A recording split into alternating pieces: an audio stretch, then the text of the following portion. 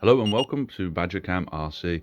In this week's video we're going to be carrying on with our Morston Semi-scale Norfolk Crab boat made by Hughes Aircraft kits. In this week's episode we're going to be putting on the paint, as in last week's episode we finished pretty much all of the things to build. There's a few little bits to go in, like the door, window frames, and tucked behind here the wheel. I've added a few little bits between this episode and the last one. A few things I realised that bugger, I best get them done now or I'm going to make a mess of adding them later. These rails at the front, added them just using some of the scraps from the spray and rubbing rails. A couple of these rope guides, add them left over from Project Tug, so thought slap them on now and we can paint them over and seal them all into the frame. And the other bit and piece I've done is I've gone into the front cabin and added a couple of little bits of old X-Acto knife actually, and some magnets to the front there, just to make sure that when this goes on and it's out on the waves, anything weird happens, and yeah, the front cabin roof's going to stay on. Anyway, without further ado, let's get on with painting this. I do get the feeling though it's going to take a couple of days, as I'm going to have to wait ages in between each coat. There's probably about 4 layers of masking to do with this. Anyway, let's get on with it. Now it's time to put some paints on it. Fortunately, the first 2 colours I'm hoping to put on aren't going to be anywhere near each other, so I think I can get away without masking them. I'm going to add a nice grey gloss to the base of the deck there, and then a nice red gloss to the base of the hull here. Now what I'm going to do, and what I think I went wrong in Project Tug with, was I'm going to try and put the paints on a hell of a lot lighter. Really just mist them on, leave it to dry, mist them on, leave it to dry. And hopefully I'll get a better finish. Anyway, let's see how we do.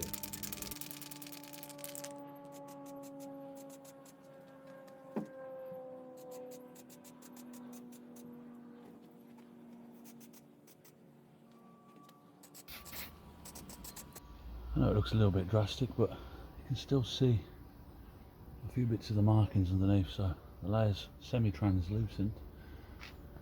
And that's what the internet recommends to do, so semi-translucent it is. A bit awkward working around this camera though.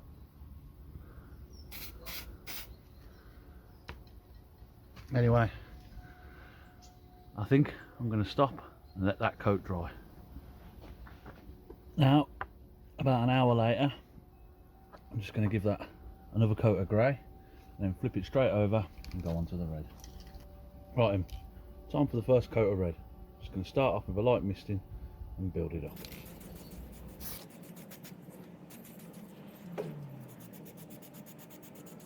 Mustn't forget to do the back, as I'm going to have to mask that off later. I really do quite like this red, it's really quite bright.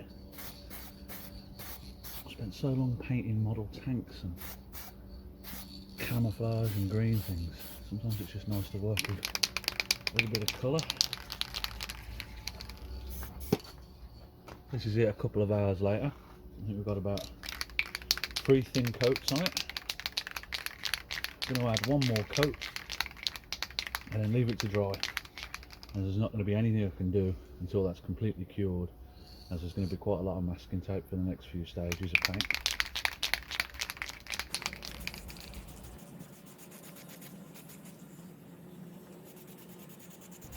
Right then, a couple of days later, as it's been a little bit too wet to paint, I've masked off the areas I want to stay red and grey respectively. I mean, that's out of the way and you can't see it. And it's time to put the next coat of paint on. But before I put the next coat of paint on, what I'm going to do is what one of the subscribers suggested, a chap called Steve. So it's all on you, Steve, I hope this works. And I'm going to give it a quick blast of the red paint again over the mask, and what that should do is, if there's any seepage underneath the masking tape, that seepage will be the same colour as the paint underneath it. So this should, hopefully, fingers crossed, give us a really nice finish. Only a light coat, mind.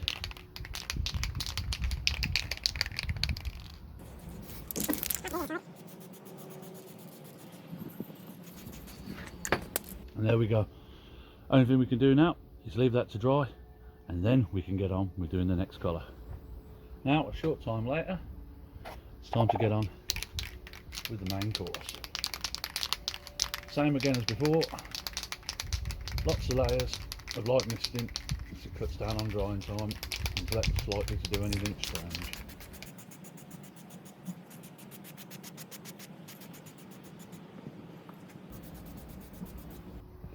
Now to do some advanced yoga to get at the opposite side.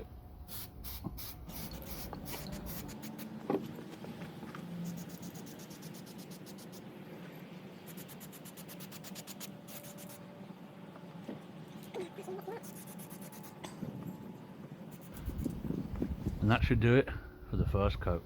A couple of hours and about 3 coats later, I think that's the white on the hull done. Now I need to do the white on the upper decks, but I'm going to have to leave this to dry properly before I can handle it and start moving it from this position. So another few hours of waiting. Takes you longer to let the stuff dry than it does to paint. A bit of tactical manoeuvring later. We can finally get at the top, so I'm going to give that a light spray over as well. Same as before, light coats, leaving it about half an hour in between each one.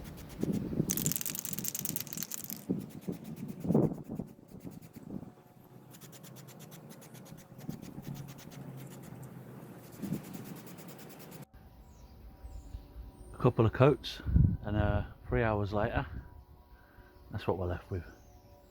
Really starting to look the part now. Only trouble with painting though is as soon as you put the spray paint on, any tiny little fibres or anything where you've not quite finished it all show up a million miles away, and there's a few areas I thought I'd sanded but obviously didn't sand well enough. But still, there's one more colour to go on before we can call it finished, and any of the bits and pieces showing a few indiscrepancies, I've got a nice tub of gloss enamel paint, so I can always touch that up by hand afterwards. As much as I really want to try and rush it and get another coat in today, I don't think I'm going to be able to chance it. For the next step, I'm masking up all of these rails around here, the top deck, because that's all going to stay white. I'm going to get a nice bright blue down the sides, and hopefully these splash and rub rails will come up quite nice, almost like a pinstripe. That's the plan anyway. You can only see what happens. So I'm going to leave that to dry and pick up it again tomorrow. 2 days later, because apparently England has a constant monsoon season, it's finally time to put the last coat of paint on. Now unfortunately I've run out of white paint, so I can't do a pre-spray on this one. However, I'm not too fussed about it on the with it running on the white, as I've got a tin of white gloss enamel, so I can touch up any small runs with that. Anyway, I've got about 3 hours until the weather forecast says it's going to pour down a rain, so I best get on with it.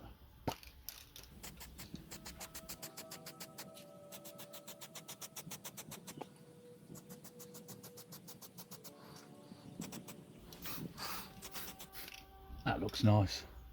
That's a nice blue. All these primary colours.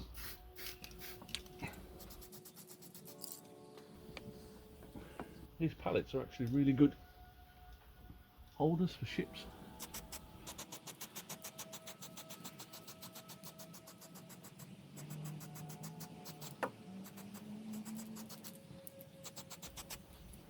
Bit of a thicker coat than I probably should have done. That's the first coat of blue on. Now it's time to leave it to dry for an hour or so. Well, it wouldn't be one of my videos without a disaster somewhere along the lines, and the blue paint in just this section here has decided to react. I'm not sure why. This is the test piece that was done along the way and perfectly fine. However, if we turn it round, this is where I've tried to respray it. Look at all that crinkling. Not sure what's causing it. It's perfectly alright on this chunk here. But yeah, so what I'm going to do is I'm going to try and strip it all back just in these areas. I ain't doing the whole bloody lot again. And yeah, get some more paint and have a go. I'm really actually quite frustrated and annoyed at this. I've had paint crazing in the past, and I do my best now to avoid it. This was painted at the same time as everything else. It's been left to dry the same time as all of this has, and it's perfectly fine. There's Nothing wrong with it. In fact, this was probably painted blue when the white was still a little bit wetter than what it was on here. But blood pressure pills aside, it is what it is, and I've just got to fix it and deal with it. So all it's going to be is paint scraper, take it all back like I have on this side. Once I've got it to that level, bit of sandpaper, and yeah, hopefully then it will be fixed. So yeah, I'm going to go get on with doing that for a bit.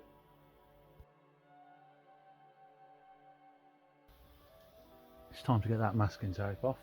I've got a little bit of spray that's gone underneath. I've calmed down a bit after that disaster.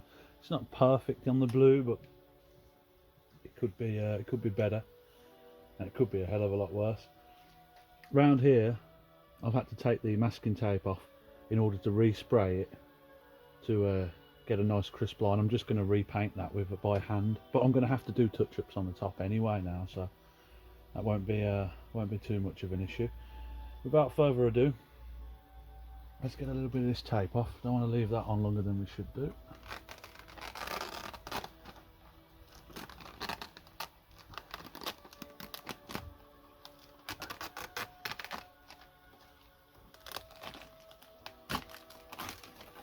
It's like unwrapping a Christmas present. Like a Victorian Christmas present wrapped in newspaper.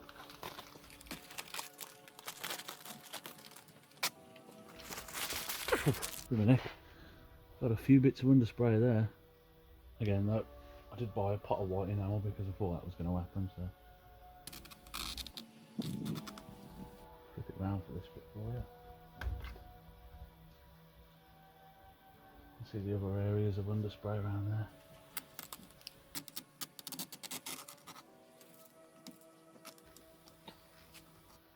That's not bad, considering the hell it's been through. I say, a bit of leakage up around the nose. One of the rails is pulled off with the tape, but a bit of super glue and that'll be fixed, or a bit of epoxy resin. Trying to use the back of my hands, although I'm pretty sure this paint's dry. You never know. A little bit off. Let's see if we can get this corner off.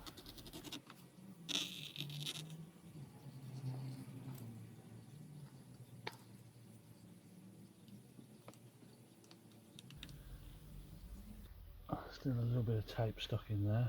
After I've done this, I'm going to go in with a scalpel and pick away. But yeah, I can really see the colour scheme coming through at least. And for all the madness that just caused me, it's probably only going to be about half an hour of a nice wide brush and it will clean up quite nicely. Flip it round, see what mess is on this side.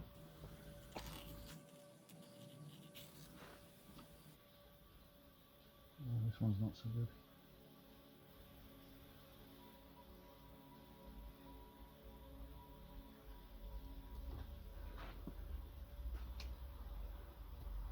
Might respray that one side there. So I think what I'm going to do at this stage, as you can see, it's looking alright. There are a few bits that have messed up. There's a little bit of peeling around the pinstripe, but I get the feeling if I spray some of that spray paint into a little tub and get a really fine brush, I can tidy that blue up as well. Still got the red to come off underneath. I'm quite happy with that. Sometimes I do wonder why I bother with spray paint. I much prefer the old-fashioned way of using brushes. Anyway, I'm going to get on with getting the rest of that off and show you what it looks like now it will be complete. And a couple of days later, there she is. I've gone back in with the paint brushes and tidied up all those lines.